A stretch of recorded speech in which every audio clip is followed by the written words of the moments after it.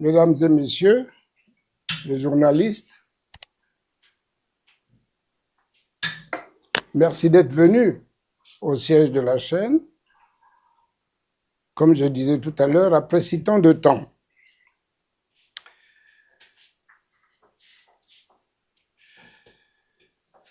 Je voudrais donc commencer cette occasion de vous présenter à vous et au peuple congolais mes très sincères excuses pour avoir gardé si longtemps ce silence que je qualifie un silence coupable, surtout lorsqu'on sait quelle est la situation de péril que court notre pays, le Congo. Mais peut-être faut-il comprendre que, comme dit l'Ecclésiaste au chapitre 3, il y a un moment pour tout et un temps pour chaque chose sous le ciel. Et je voudrais poursuivre en disant qu'au verset 7 de ce même chapitre, il est précisé qu'il y a un temps pour se taire et un temps pour parler.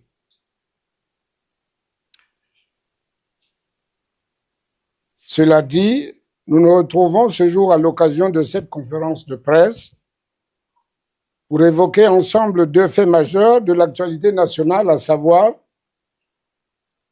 la situation combien gravissime de ruine à tout point de vue que connaît l'État congolais, particulièrement depuis le début de l'année 2024, comme vous le savez.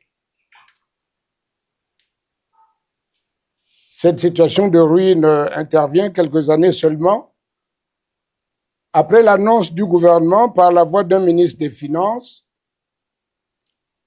que le Congo avait trop d'argent et qu'il ne savait pas quoi en faire. Et bien entendu, le message du président de la République devant le Parlement réuni en congrès sur l'état de la nation. Et comme dit un dicton populaire, l'argent n'aime pas le bruit.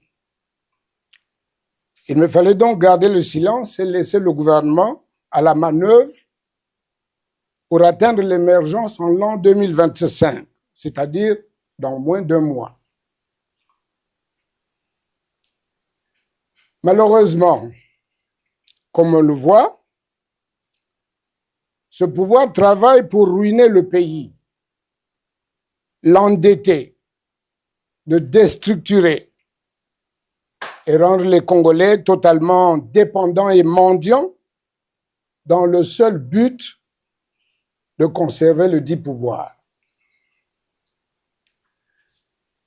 Devant ce péril que court la nation congolaise, je suis interpellé par ma conscience et par le peuple congolais.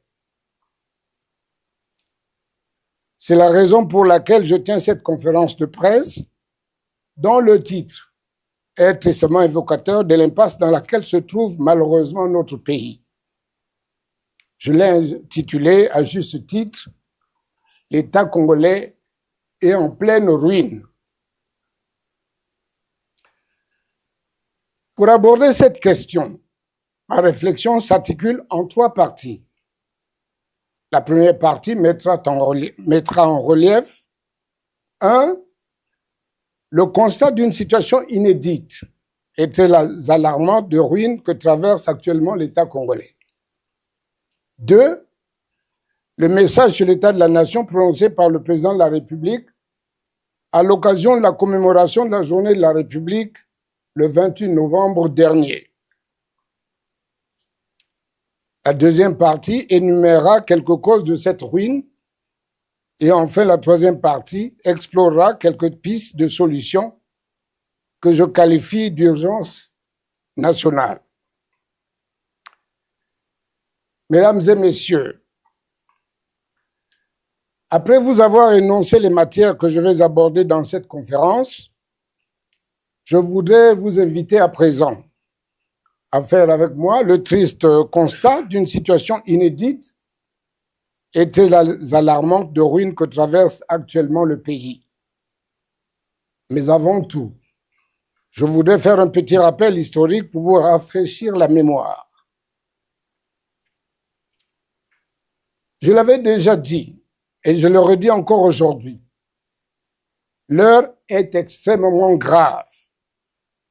Pourtant, Dieu seul sait, en décembre 2018, au Palais des Congrès de Brazzaville, lors de la cérémonie de la journée du militant organisée par notre parti, j'avais abondamment épilogué sur la mauvaise gestion du pays et donné l'alerte qu'on était au bord du chaos général afin que le gouvernement se ressaisisse pour changer de cap. Aujourd'hui, l'occasion est tout aussi indiquée pour rappeler qu'en février 2010, notre pays, toujours confronté, englué dans ses problèmes récurrents de dette, avait obtenu de la Banque mondiale et du Fonds monétaire international l'allègement de sa dette au titre de ce que l'on avait appelé abusivement l'initiative en faveur des pays pauvres très endettés, mais que le bon sens commande d'appeler initiative d'un pays appauvri très endetté. Car, au vu de l'étendue de nos richesses, nous ne sommes pas un pays pauvre, mais un pays appauvri. La décision de ces deux institutions, à savoir Banque mondiale et Fonds monétaire, avait généré à notre pays une épargne globale au titre du service de la dette d'un montant de 1,9 milliard de dollars américains, soit environ 1000 milliards de francs CFA, faisant passer à cette époque notre dette extérieure à 2,4 milliards de dollars, soit 1200 milliards de francs CFA. Mesdames et messieurs, depuis 8 mois déjà, nous assistons à la descente aux enfers de notre pays, car il est profondément malade et en voici le triste constat. Sur le plan financier, nous faisons face à une crise financière qui s'est transformée en cessation de paiement. En effet, l'État congolais vit depuis le début de l'année 2024 particulièrement la plus grande crise financière de son histoire post-indépendance. Les finances publiques vont très mal sous l'effet conjugué du surendettement du pays et d'une gouvernance mal éclairée. Ce surendettement explique malheureusement aujourd'hui la multiplication des problèmes d'insolvabilité et de défaut de liquidité qui ont plutôt servi à enrichir les hommes du pouvoir et les écuries en vue de la conservation du pouvoir en se transformant en un état de fausse cessation de paiement. Cet état de fausse cessation de paiement a été voulu et préparé pour rendre les Congolais mendiants et nécessiteux, induisant ainsi l'accumulation d'impayés dans le règlement des créanciers et des salaires dans la quasi-totalité des secteurs publics de la vie nationale, à savoir l'Assemblée nationale, le Sénat, le gouvernement, la Cour constitutionnelle, la présidence de la République, la primature, les hôpitaux, le CHU de Brazzaville, l'hôpital assisté de Pointe-Noire, l'hôpital de Longilou de Pointe-Noire, l'hôpital général de référence de Dolisie, l'hôpital Edith Lucie Bongo d'Oyo, l'hôpital de Makelekele, j'en passe. L'université Marien Ngouabi, par ailleurs en grève et sous menace d'une année blanche. Les mairies et les morgues de Brazzaville, Talangaï, Makelekele, Pointe-Noire, Centre-Ville, Tieté, Lumumba, Mvumvu, etc. Dolisie, Nkayi, Weso, Infondo, etc., etc. Les bourses d'études, en abandonnant surtout les étudiants à l'étranger à la prostitution et à la mendicité.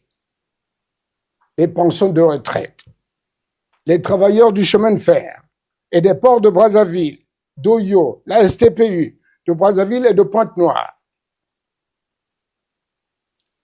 La situation à laquelle l'État congolais est confronté aujourd'hui avait déjà montré des signes avant-coureurs dès 2013, et surtout en 2017, 2018 et 2019, sous l'effet conjugué de la volatilité des cours du baril de pétrole et de la faiblesse du secteur non pétrolier, pourtant à fort potentiel. Aujourd'hui, le gouvernement est dans le mur et donc dans l'incapacité de payer avec ses ressources disponibles ses dettes et financer le développement. Mesdames et messieurs, malgré toutes les promesses de réforme de gestion du pays, nous sommes de nouveau étranglés par la dette.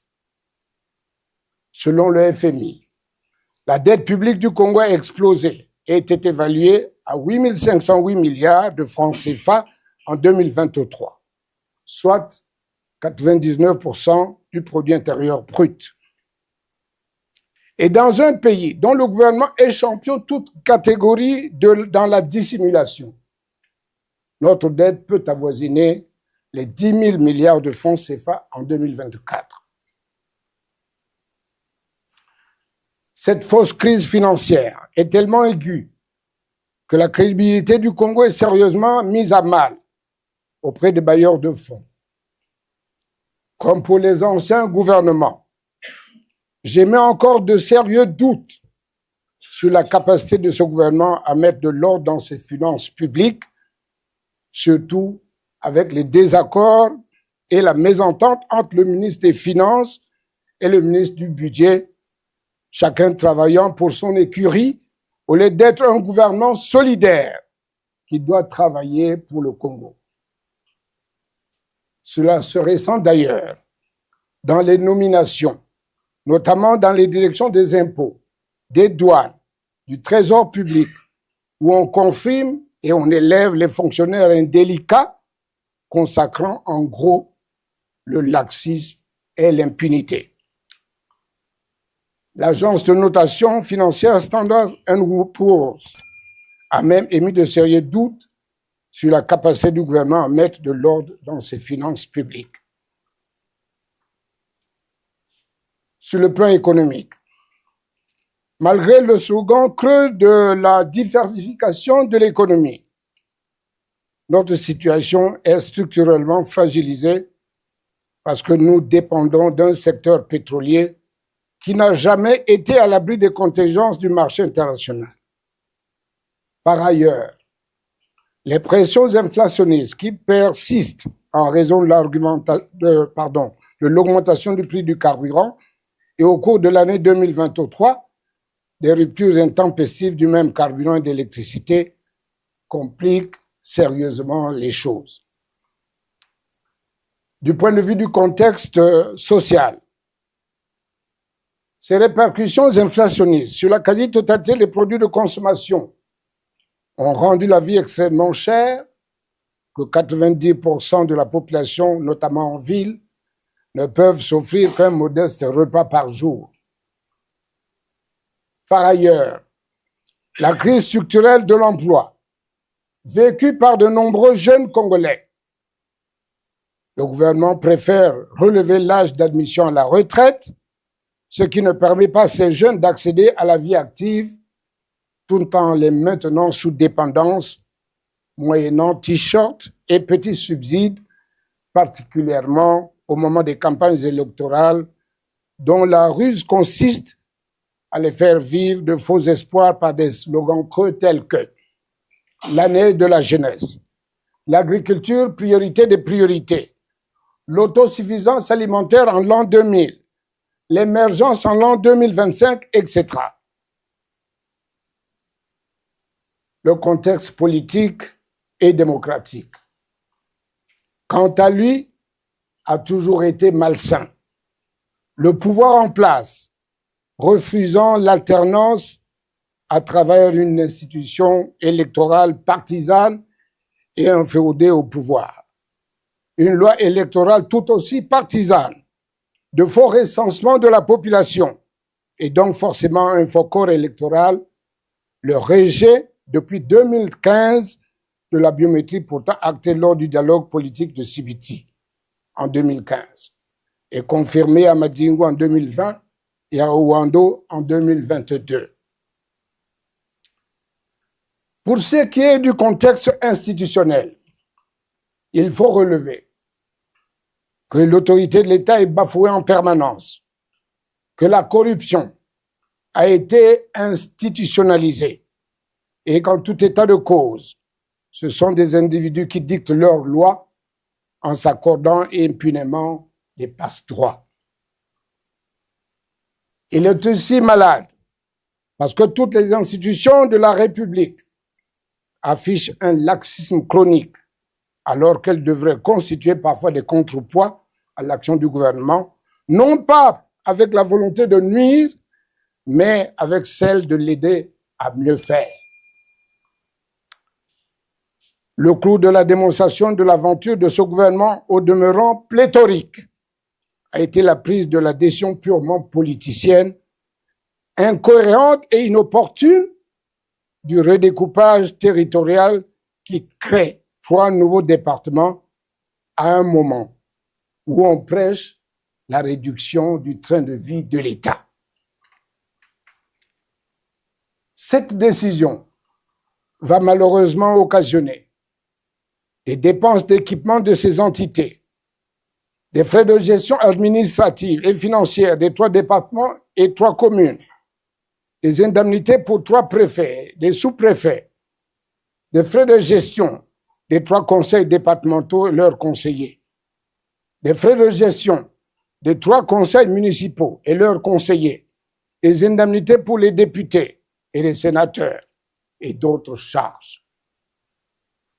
Telle est l'évocation succincte de la situation d'ensemble du pays qui nous est malheureusement imposée par un pouvoir décadent. Cela dit, c'est dans ce contexte extrêmement difficile que le peuple congolais attendait du président de la République un discours d'humilité et non un discours de mépris et d'arrogance à l'occasion de la commémoration du 66e anniversaire de la journée de la République du 28 novembre dernier. En effet, au lieu d'entendre un président en fonction faire le point de sa gestion avec les faiblesses et les limites d'une action humaine, le peuple congolais a plutôt assisté à la présentation d'un avant-projet de société d'un futur candidat à l'élection présidentielle de 2026, dans lequel il refait des promesses alors que celles des mandats passés n'ont jamais été tenues, notamment les 40 000 emplois jeunes par an, septennat 2002-2009, la construction du chemin de fer du Nord Congo, la diversification de l'économie, la construction de la nouvelle raffinerie de pétrole à Pointe-Noire, la construction des zones économiques spéciales, la construction d'un boulevard ou du boulevard énergétique, l'autosuffisance alimentaire en l'an 2000, l'année de la jeunesse, l'automaticité de la retraite et des pensions de retraite, etc., etc. Nous voyons d'ailleurs dans les rues et les ronds-points de Brazzaville, Pointe-Noire, Doli-Ouesso et autres, les photos et affiches d'une pré-campagne électorale. L'homme de masse et bâtisseur infatigable est devenu le touriste infatigable.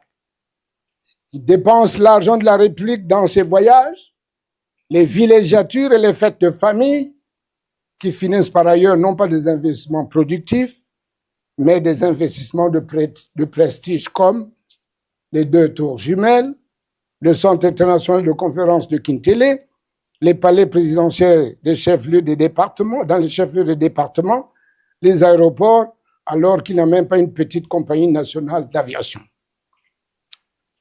Mesdames et messieurs, loin de moi l'idée de faire l'apologie d'un discours qui n'a fait entrevoir aux Congolais aucune lueur d'espoir au regard de leurs énormes attentes et besoins existentiels. Je note simplement que le président de la République a solennellement avoué qu'il est devenu impuissant et a perdu la main. consacrant ainsi le laxisme, puisqu'on ne peut pas sanctionner les cadres qui détournent à la douane, aux impôts, au trésor public, à la direction des bourses, ni même les faussaires dans la fonction publique. Au lieu d'assumer les déséquilibres de sa mauvaise gestion et celle de son gouvernement, il préfère exprimer son mépris, son arrogance avec les proverbes, par les proverbes. La pluie, quelle que soit sa force, peut mouiller la panthère, mais n'efface pas les taches de sa robe. Le vent, quelle que soit sa violence, ne peut pas tordre les rayons solaires. Fin de citation. Ce qui veut dire en français facile, le ciel ne tombera pas, où le chien aboie, la caravane passe. À ce sujet, je voudrais rappeler que le peuple congolais n'est ni le vent, ni la pluie, mais celui qui donne à l'élu son destin en l'élisant, lequel ne peut être ni les rayons solaires, ni la panthère, mais bien celui qui est venu solliciter les suffrages et à qui le peuple est donc en droit de demander des comptes ou de sanctionner. Mesdames et messieurs les journalistes, après avoir planté ce triste tableau, interrogeons-nous sur les causes de cette ruine généralisée. Il y a deux explications possibles. Une explication factuelle, c'est-à-dire qui tient aux faits observés dans la méthode de gestion du pays par les différents gouvernements qui se sont succédés depuis 1997. Une deuxième explication qui ne résulte que de la seule volonté de nuire et de détruire. L'explication factuelle d'une gouvernance mal éclairée montre que la crise actuelle est consécutive à une série de déficits observés dans la gestion du pays. Déficit numéro 1, la médiocre qualité de gouvernance des administrations successives du pouvoir actuel, qui ne se sont contentées que d'encaisser la rente pétrolière au lieu de mettre en place les bases d'une économie hors pétrole pour diversifier les pôles de croissance, de richesse qui nous auraient permis de mieux amortir et mieux résister à la crise actuelle. Déficit numéro 2. La médiocrité de la qualité de gouvernance tire aussi son explication de l'inexistence des leviers à la fois politiques et institutionnels, c'est-à-dire des mécanismes obligeant les gouvernements à la transparence. Ce déficit a conduit malheureusement à l'opacité chronique dans la gestion de la manne pétrolière et encore pire, au transfert frauduleux d'une partie de celle-ci vers des groupes spécifiques détournement de la manne pétrolière. Déficit numéro 3. Cette médiocrité de la qualité de gouvernance vient aussi, et très souvent, du manque de viabilité des choix budgétaires au regard des intérêts immédiats et vitaux d'un large spectre de la population. Les exemples les plus patents sont l'organisation à coups de milliards des 50e Jeux africains en 2015, la construction du Centre international de conférence de Kintélé, la construction des 2 tours jumelles de Mpila, la construction des palais et ça dans tous les chefs-lieux des départements, l'endettement en vue de la construction de la cité gouvernementale qui par ailleurs n'a jamais vu le jour. J'en passe. Déficit numéro 4.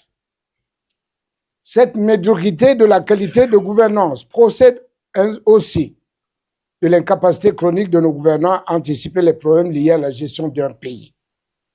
Or, gouverner, c'est prévoir. Pourtant, nos gouvernants ne sont toujours que dans la réaction, c'est-à-dire tenter de trouver des solutions à nos problèmes quand ils font irruption, un peu comme on dit, le médecin après la mort.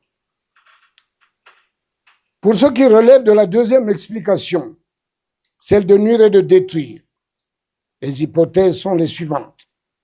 L'hypothèse machiavélique et purement politicienne d'une crise financière artificielle créé de toutes pièces, car le pays tout entier est coutumier des manœuvres et des alibis que le pouvoir a toujours trouvés quand il est politiquement en difficulté ou quand on est à l'approche des élections présidentielles.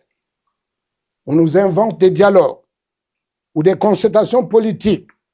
C'est selon, pour endormir les Congolais, qu'on affame et place dans un état de mendicité déjà depuis plus de 8 mois, afin de bien les manipuler et leur faire accepter, moyennant quelques subsides, les basses volontés du pouvoir en place.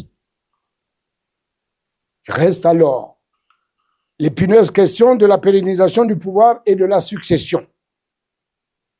Pour régler cette question, le gouvernement a organisé un fort recensement de la population en vue d'établir un faux corps électoral, pendant que le ministère de l'Intérieur est, quant à lui, en train de nous concocter un dialogue politique dans les tout prochains mois, au cours duquel on prendrait une résolution de modification de la Constitution pour régler la question de la succession conformément au plan de la pérennisation du pouvoir. À côté de cette explication purement machiavélique, en voici les deux autres. La production pétrolière a été gagée parce que le gouvernement a pris des engagements démesurés qu'il n'y a plus grand-chose qui rentre au trésor public. Force est de reconnaître malheureusement que les Congolais ne voient aucun investissement public sur l'ensemble du territoire national. Nos deux principales villes que sont Brazzaville et Pointe-Noire sont des villes complètement abandonnées. Vous le vivez sur le terrain. C'est pourquoi je suis fondé à demander au gouvernement où est donc passé l'argent public pour constater malheureusement que notre dette publique s'élevait à 8 508 milliards de francs CFA en 2023 et peut-être à 10 milliards de francs CFA, 10 000 milliards de francs CFA en 2024. L'hypothèse explicative des détournements de données publiques est d'ailleurs confirmée, comme vous l'avez entendu, par le chef de l'État lui-même dans son allocution du 28 novembre lorsqu'il pointait les détournements massifs dans le traitement des bourses d'études. Mesdames et messieurs les journalistes, voici donc succinctement présenter la triste situation d'un pays profondément ruiné, mais gouverné à coups de pompeux slogans vides. Mesdames et messieurs, je me suis sérieusement penché sur la situation du Congo, profondément malade, et le verdict ou les prescriptions du docteur sont tombées. Il faut placer le Congo en soins intensifs. Et mes prescriptions appellent des solutions drastiques, courageuses et urgentes pour assainir nos finances publiques. En voici quelques pistes de solutions que je qualifie d'urgence nationale. Premièrement, diminuer drastiquement le train de vie de l'État par le passage de l'actuel gouvernement pléthorique de 40 membres à un gouvernement de 25 membres au maximum. Ainsi fait, sur une année, nous pourrons réaliser une économie de charge de fonctionnement d'une dizaine de milliards de francs CFA au bas mot. 2. Pour voir un peu mieux les choses dans une bien meilleure perspective, il faut nécessairement faire un audit des possibilités financières de l'État et de l'ensemble des engagements publics afin d'avoir une situation financière nette du pays et bien entendu avoir une idée nette de ses possibilités réelles. 3. Passer par la maîtrise et la rationalisation de la dépense publique afin de poursuivre deux objectifs. En matière de maîtrise des dépenses, il faut en finir avec des évaluations approximatives car elles doivent être connues de manière exhaustive. En matière de rationalisation, toute dépense doit avoir une justification d'efficacité, autrement dit, elle doit être purement et simplement supprimée. 4. Renoncer systématiquement au recours à l'endettement, au risque de rendre encore plus encore plus explosif notre surendettement. 5. Négocier des moratoires de règlement de notre dette publique avec nos créanciers en tenant bien évidemment compte du résultat de l'audit commandé que j'ai signalé précédemment au point 2. 6. Rétablir l'autorité de l'État en s'appuyant sur un système judiciaire implacable qui a mission de débusquer tous les détournements des deniers publics avec un objectif clair de tolérance zéro. 7. Prescrire aux régies financières la mission d'explorer de fond en comble toutes les possibilités d'entrée de fonds au bénéfice du trésor public, avec des objectifs mensuels précis et une obligation de résultat. 8. Observer rigoureusement la doctrine d'unicité de caisse en matière de recettes publiques, car il faut en finir avec la pratique des caisses parallèles. 9. Supprimer certaines gratuités accordées à l'élite politique et militaire, l'eau, l'électricité, j'en passe. 10. Donner une certaine souveraineté dans la gestion de nos ressources naturelles, de certains partenariats qui sont encore liés malheureusement aux accords coloniaux et aux accords dont nous subissons la loi des partenaires plus forts. Mesdames et messieurs les journalistes, telle est l'économie de ma conférence de presse de ce jour. Je vous remercie donc infiniment de m'avoir patiemment écouté. À présent, je voudrais me prêter volontiers au jeu des questions-réponses. Je vous remercie.